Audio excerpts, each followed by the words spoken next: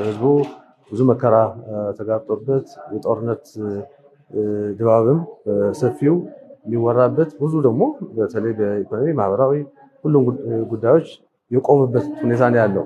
ህዝቡ በጣም በከፍተኛ ጭንቀት ወጣቶች የሚሰደዱበት በተለያየ እግራቸው ወደ መራቸው ሁሉ የሚሄዱበት እዛ ያሉ ወጣቶች ደግሞ እየታፈሱ በቅርብ ሰምታችሁት እንደሚሆን አዲስ ህግ አውጥተው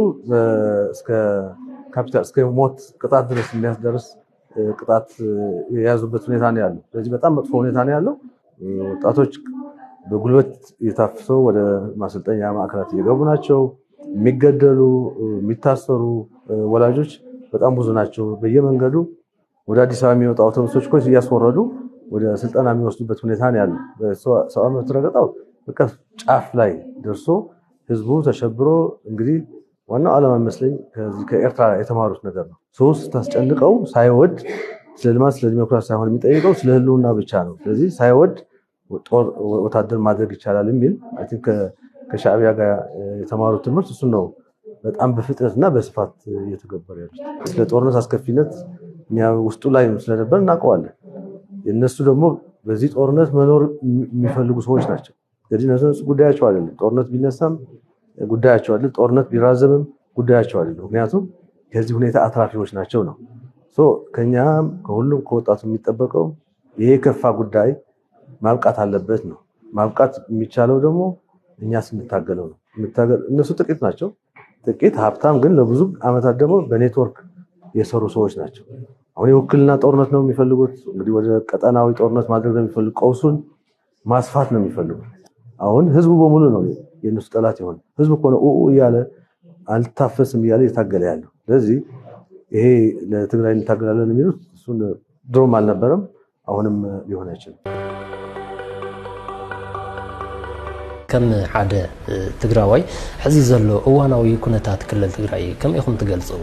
ቀረባ ግዜ ንሪኦም ነገራት እንደገና ብጣዕሚ መሰከፊ ትግራይ ብኩሉ መዳይ ክትሕሰየሉ ትኽእል ኩናትን ወረኹናትን ሰምዐሉ ግዜ ኣለናና ትግራይ ዘሎ ብጣዕሚ መሰከፊ ከም ትግራዋይ እውን ድቃስ ከለእካ ትግራይ ናይ ማን ተመሊሳ ድያ እንደገና ናይ ካሊእ ጦርነት ክትኣቲ ትግራይ ዕፃ ብኡ ኸይምስሉ ምክንያቱም ናይ መጀመርያ ናይ 2013 ዘምፅኦ በሰላ ኩልና ንፈልጦ ኢና ኣብቲ ውሽጢ ውርሰ ነበርና ከዚ ዳግማይ ተመፂስ እንታይ ዓይነት ክንበፅሕ ኣብ ንኽእል ምግማት ብዙሕ ዝኸብድ ይኹን ዝተኸፈለ መስዋዕትነት ፈልጦ ኢና።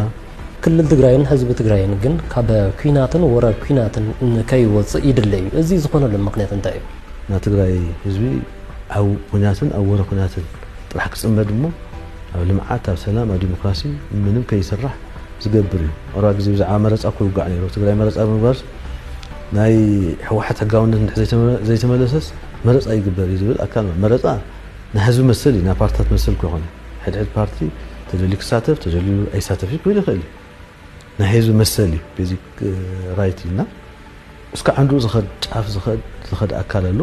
እቲ ኣካል እሱ ትግራይ ከም ጨምዲዱ ዝሓዘ ኣነ ጥራሕ ናይ ትግራይ በዓል ዋና ዝበለ እሱ ኣካል እሱ ዝከዓለ ኣሎ።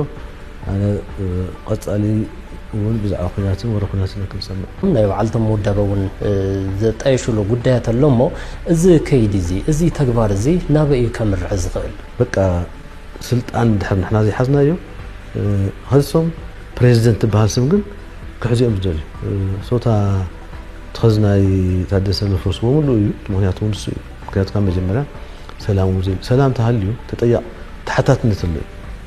ኣብዚኦም ዘጠፋፈእዎ መዓት ንብረት ኣሎ። መዓትና ዲያስፖራ ዝተኣከበ ሃፍቲ ኣብያ መእተይ ይፍለጥ ተሓዲ ምሳና እቱ ውድብና ሃለና ዘጨቃጨቀና ነበረ ተጠያቕነት ምፃእ እዩ። መዓት ወርቅታት ንሱዳን ከይዱ እኮ እዩ። ብዙሕ ዝተኣከበ ሃፍቲ ዝዘረፉ ሰባት ኣለዉ። ብስም ዝፍለጡ ተፃርዩ ዝተወደአ ማለት እዩ። ናዚኦም ተሓታትነት ተረጋጊፁ እቶም ከዘሎ መሪሕነት ክህልዮ ይኽእሉ። ከዚ ከም ድልናዮም ገሊኡ ዞባ ባዕሎም ሓፂሮም ወርቂ ዝገፍሑ ጀነራላት ኣለዉ ከም ድልዮም ዝገብሩ ማለት እዩ። እዚ ተሓታትነት ተመፂኡ ከሶም ክሕተቱ እዮም። ስለዚ ተሓታትነት ካብ ዝመፀና ህዝቢ ጥፋእ እዩ፣ ህዝቢ ይብረስ እዩ።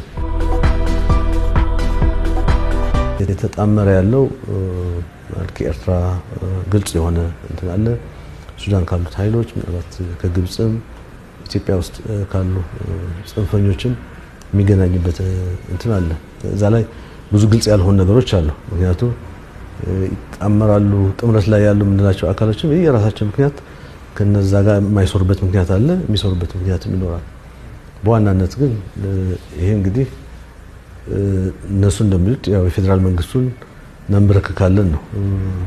በቅርብ ጊዜ አዲስ አበባ እንገባለን ነው። እንግዲህ ይሄ ይሳካል እርግጠኛ አይደለሁም።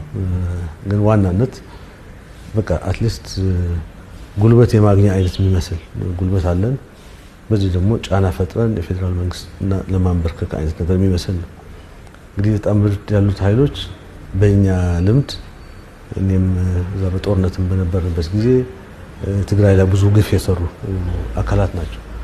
እንግዲህ ይሄ ተረስቶ እንዴት ወደ እንደዛ አይነት ነገር ሊሄድ ይችላል? ስለዚህ እዛ ያለው ኃይል ዋናው ፍላጎቱ የራሱን ፍላጎት የሚያሟላበት እስከሆነ ድረስ ከማንም ጋር ይጣመራል ማለት ነው።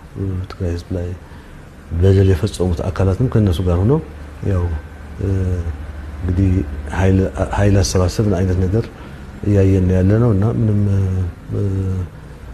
ብዙም ያልተቀደሰ አይነት የሚባል እንትን ግን እነሱ የመኮርት ያሉት ነገር ነው። ይሳካላቸዋል። ብዙም ትርጉም የሚሰጥም አይመስለኝም። አዋጅ ማውጣት የሚያስፈልጋቸው ሰዎች አይደሉም። ብዙ ጊዜ ከአዋጅ ውጭም ብዙ ወንጀል የሚፈጽሙ ናቸው።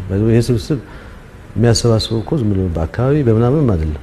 የወንጀል ስብስብ እኮ ተጠያቂነት የሚፈራ ነው። አሁን ሰላም ቢረጋገጥ ተጠያቂነት ይመጣል። ተጠያቂነት ከሚመጣ ትግራይ ብትጠፋ ነው እነሱ የሚመጡት። ምናልባት ከኤርትራ ጋር ያለው ግንኙነትም ባህር በር ለማግኘት ነው ወይስ የራሳቸው በር ለማግኘት እኔ ብዙ እርግጠኛ አይደለሁም። ግን ብዙም ትርጉም የለውም ያልኩትም ለዛ ነው። አሁን ቅድም አንተም ስታነሳው ነበር ይሄኛው የሚያስቅ አዋጅ ብቻ ሳይሆን በጣም የሚያናድድም ነው። ማለት ለህዝቡ ምን ያህል ንቀት እንዳላቸው ነው የሚያሳየውና አይ ቲንክ እንግዲህ ብዙ ግፎች እንሰማ ይሆናል በሚቀጥሉት ቀናት። የማያደርጉት ነገር የለም የሚል እንትን ያለኝ